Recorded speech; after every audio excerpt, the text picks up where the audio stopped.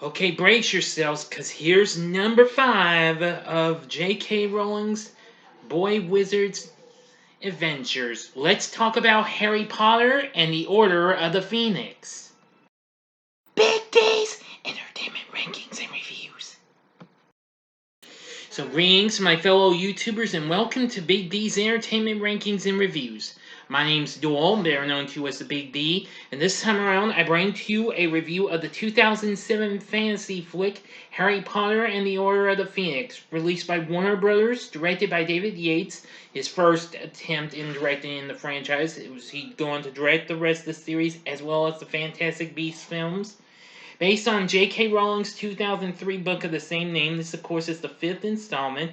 Story was written by Michael Goldenberg, making this the only film in the series not to be scripted by Steve Kloves. Produced by David Heyman and David Barron. Now, if you haven't seen my reviews for the previous 4, I advise you to click on that card right there and go to the playlist, and so that way you can catch what you might have missed or see them again if you'd like before you get into this one. Okay? Okay, give you a few more seconds before I get into this.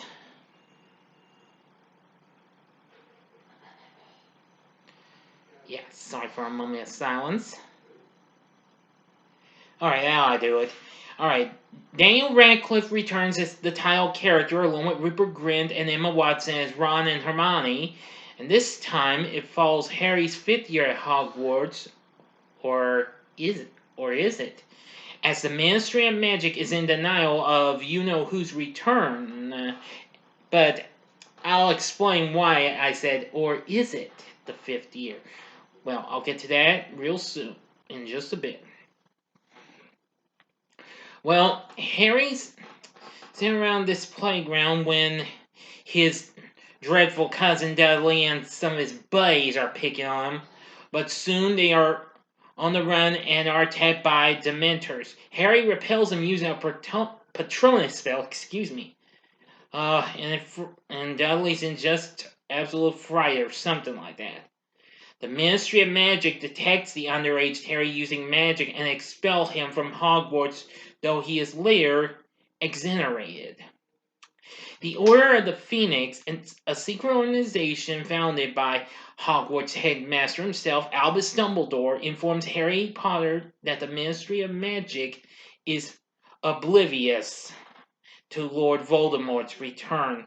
At the Order's headquarters, Harry's godfather Sirius Black mentions that Voldemort seeks an object he previously lacked. Harry believes it to be a weapon. Minister for Magic Cornelius Fudge has appointed Dolores Umbridge as Hogwarts' new defense against the dark arts professor. But unfortunately, well, this isn't the best for this here little class. Umbridge's refusal to teach defensive spells causes her and Harry to clash. Harry is forced to write lines for lying about Voldemort. A magic quill etches the words into his hand as he writes, which hurts like, Ron and Hermione are outraged, but Harry refuses to tell Dumbledore, who has distanced himself from Harry. As Umbridge gains more control over the school, Ron and Hermione help Harry form Dumbledore's Army, a secret group to teach students defensive spells. Umbridge recruits Draco Malfoy and several other Slytherins for an inquisitorial squad to spy on the other students. Meanwhile, Harry and Cho Chang of Ravenclaw develop romantic feelings for each other. Even though Cho is still trying to cope with the death of Cedric Diggory from the last movie. One night, Harry envisions Ron's father, Arthur Weasley, being attacked at the Ministry, seeing it from the attacker's perspective. Concerned that Voldemort will exploit this connection to Harry, Dumbledore has Severus Snape teach Harry occlumency to defend his mind from Voldemort's influence. The connection between Harry and Voldemort further isolates Harry from his friends. Meanwhile, Bellatrix Lestrange, Sirius's deranged Death Eater cousin, escapes Azkaban prison along with 9 other Death Eaters. At Hogwarts, Umbridge and her inquisitorial squad expose Dumbledore's army. Dumbledore, falsely accused of forming it, escapes as Fudge orders his arrest. Umbridge now, yes, if that was enough, she becomes the new headmistress. And Harry believes Cho betrayed Dumbledore's army to Umbridge, ending their budding relationship. During a lesson, Harry sees Snape's memories of how his father, James, bullied and tormented Snape in school. Harry experiences a vision that Voldemort is torturing Sirius. Harry, Ron, and Hermione rush to Umbridge's office to alert the Order via the Fluid Network, her fireplace being the only unmonitored one. Umbridge catches them, and as she is about to severely punish Harry, Hermione claims Dumbledore has hidden a secret weapon in the Forbidden Forest. She and Harry lead Umbridge to where Hagrid and his giant half-brother, Grawp, is kept. The Centaurs confront them and kidnap Umbridge after she insults and attacks them. Harry, Hermione, Ron, and Ginny, along with Neville and the new member of the team, Luna Lovegood, fly to the Ministry of Magic on Thestrals to save Sirius. Now for the ending and final act. As always, you know the procedure. You have 5 seconds to stop this video. Go to the description box below and fast forward to the time below. If you've seen the movie already, please continue on after the 5 seconds are over with. Okay? Give me y'all just a moment before I get into the 5 seconds. Alright? Because this is a big one, okay? Here we go.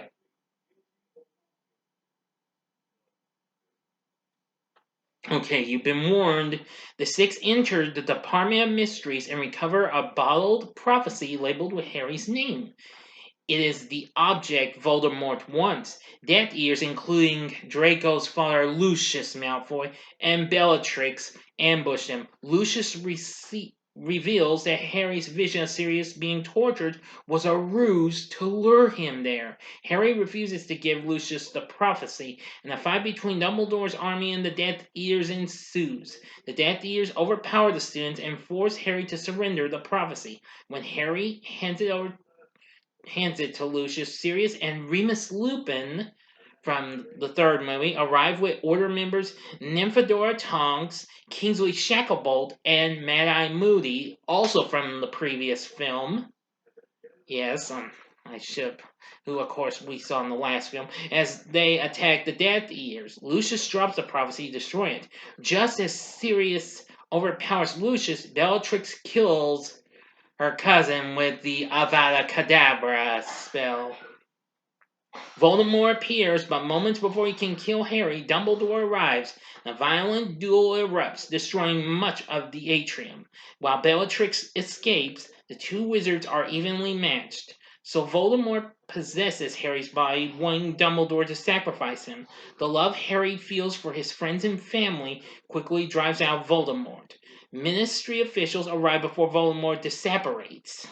Fudge admits that Voldemort has returned and resigns in disgrace. Umbridge is dismissed, and Dumbledore returns as Hogwarts headmaster. Dumbledore explains he had distanced himself from Harry to prevent Voldemort exploring their connection. He also reveals the prophecy. As he grieves Sirius's death, Harry tries coming to terms with the prophecy. Neither can live while the other survives. End of story. So what did I think of Harry Potter and the Order of the Phoenix? Now, being the second Harry Potter film I went and saw in the theater after I saw the last movie, this film isn't too bad.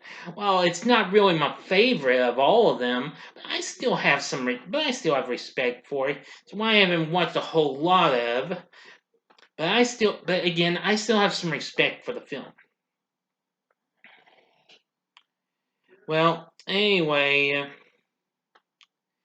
the film was still a big success. It went on to make $942 million worldwide, losing only to Pirates of the Caribbean at World's End.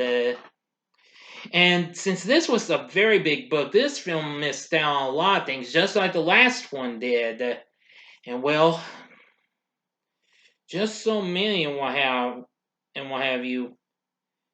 But anyway, this film is the second shortest of the whole franchise, though, with a runtime of only 138 minutes.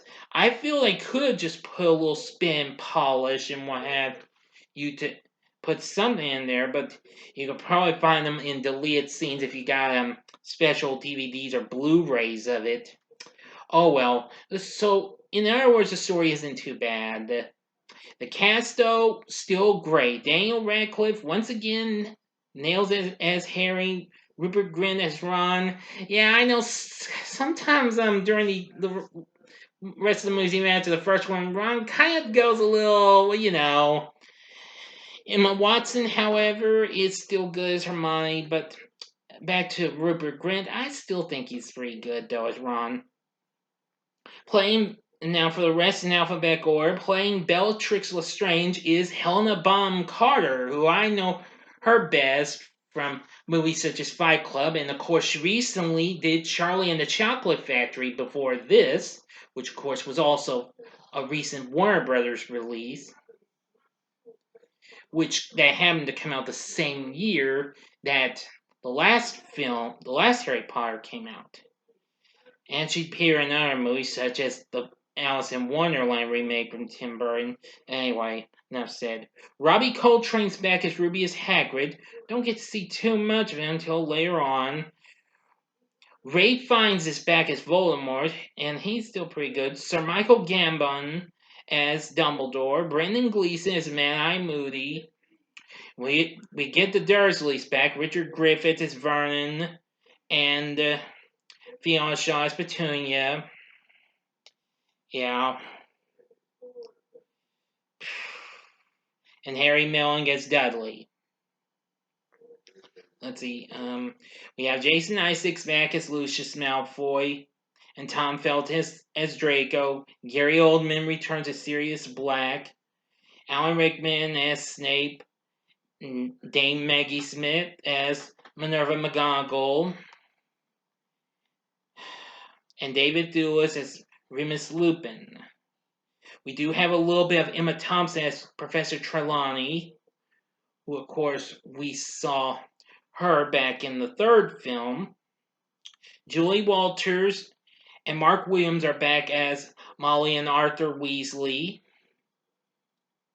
Imelda Staunton plays Dolores Umbridge, who I know lots of people hate her, and I sort of, in a way, don't like this character as well, because she's just too...